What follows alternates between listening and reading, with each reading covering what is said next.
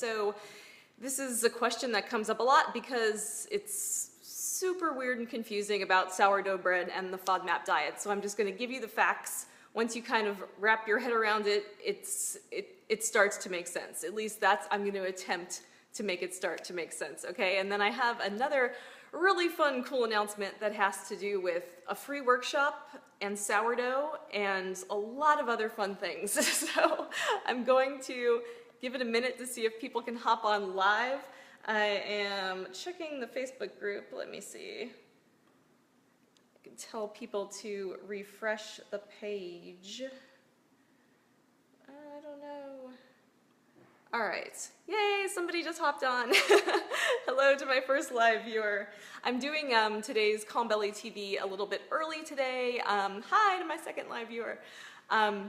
Because I had to. And I'm also a little sick, so my voice is not where it needs to be, so I'm going to try to make this a quick one, but it's going to be a really helpful topic. Hey Colleen, good to see you here.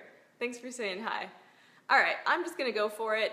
You can catch the replay. If you're watching the replay, feel free to leave any questions in the comment section, and I will come back and answer your questions. All right, so today we are talking about sourdough bread, so let's get the facts. So sourdough bread is low FODMAP, but there are caveats. So here's the thing.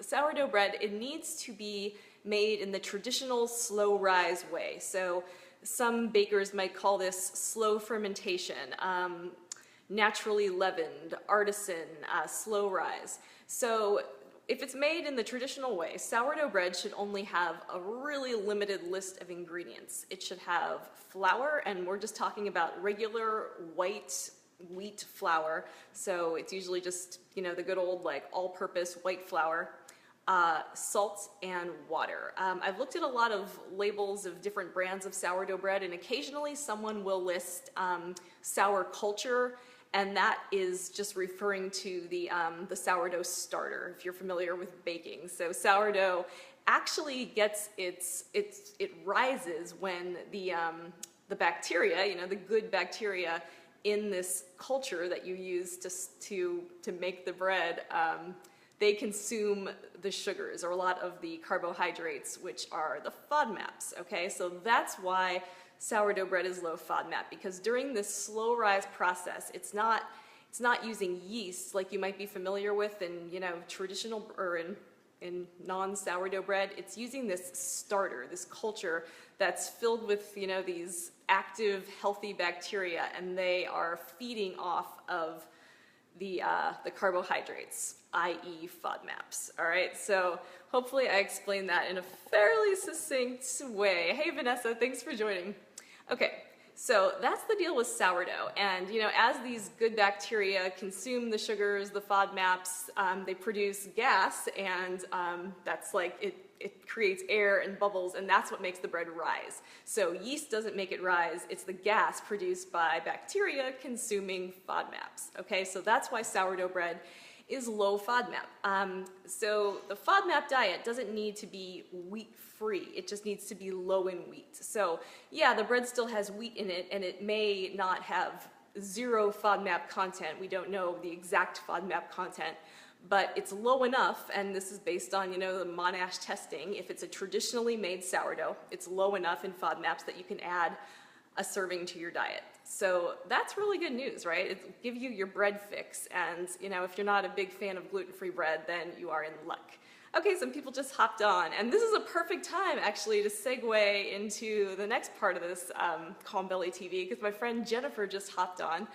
Hi Jennifer, and I wanted to announce today that we are doing a free online workshop next week, October 6th on Thursday.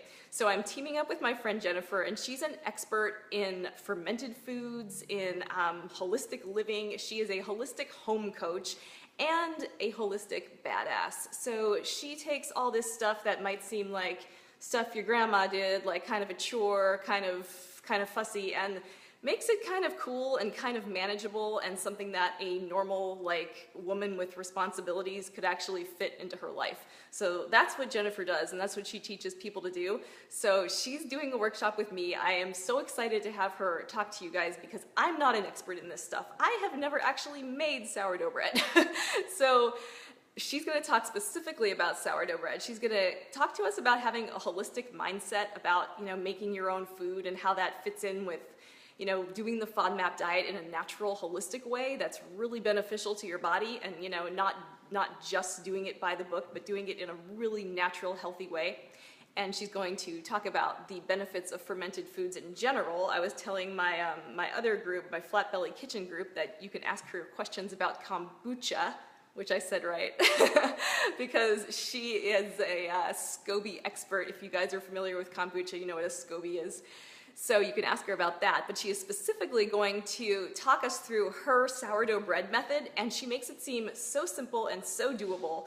And if you sign up for the workshop, we will send you Jennifer's recipe for sourdough as a free gift after the workshop. So it's totally free. It's next week. I'm going to put the link below in the comments for you to go sign up. But yeah, you've got nothing to lose. Like, we're not actually trying to sell you anything on this workshop. We don't have any programs to offer. We're just doing pure education, pure teaching, because I know there's so many questions about sourdough, and a lot of us, including me, want to attempt to make it ourselves. And because I have Jennifer, I am going to do that. So I said it here. I said it in public. I'm going to try to make sourdough bread, because I actually heard that sourdough pizza crust is insane, so I'm gonna try to use my dough to make a pizza, and we'll see how that works. All right, Vania said, I've been eating sourdough for a while now and no problems at all, and it's delicious and straight from the bakery.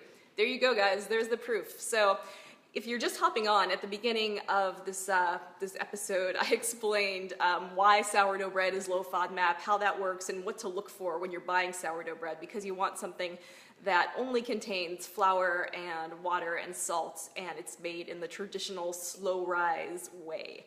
And if it just contains those ingredients, that pretty much guarantees that they didn't add anything to speed up the leavening process. Free fun learning. So yeah, so that's the deal with sourdough and FODMAP. And if you have any questions about that, if you've been wondering, like, if it doesn't really jive with you, feel free to put your questions in here. We'll hang out for a few more minutes. And Jennifer's on, and you can ask her too. If I don't know the answer, she will know the answer. So hang out for a minute. And yeah, as soon as I get off here, I will put the link to sign up for the workshop. It is Thursday, October 6th at noon. And if you sign up, you will definitely get sent a link to the recording. So even if you can't make it at noon, if you're working, whatever it is, you'll get the recording and you'll get the free gifts that we're going to send out as well. So Karen asks, are you using a starter? Jennifer, you use a starter, right? And she's going to teach us that in the workshop.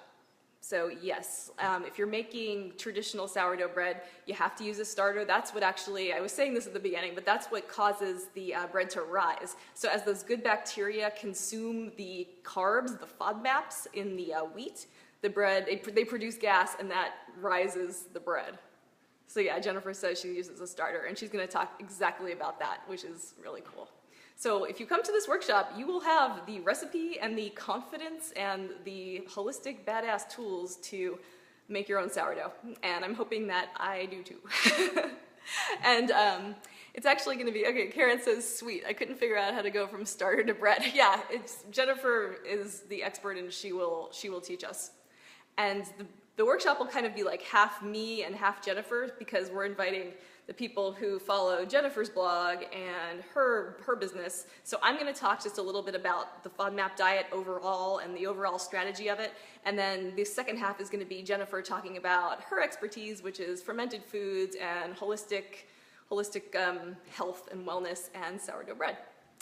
Okay, you will all be fermentation badasses when we're through. Yes, you will. RH says, can you make it gluten-free with gluten-free flour? Yes.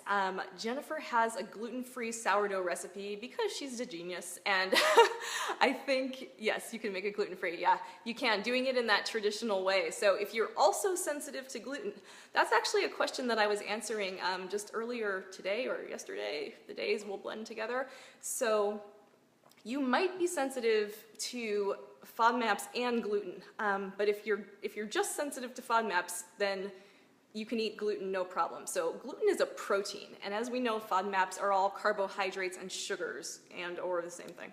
So gluten's a protein, and it's in wheat, and that's why it sort of gets mixed up sometimes. So a good way to tell if you're sensitive to gluten is to have sourdough bread, because that'll have no FODMAPs, but it will have gluten. And so if you still have digestive symptoms, then you can assume that it's most likely caused by the gluten. So that's kind of a good test to try to start to figure that out. Okay, so Jennifer I wasn't completely sure, I thought you were. Jennifer is sharing substitutions to do a gluten-free sourdough bread in her free recipe that she's gonna give us if you sign up for the workshop, okay? Okay, anyone else have any questions about sourdough? I am like not hanging out too long today because I've still got this like lingering cold and sore throat, and like I told my husband last night, I can't hang out with you because it hurts to talk, which sounds bad, but it wasn't that bad at the time. But really, it was like, it hurts to talk.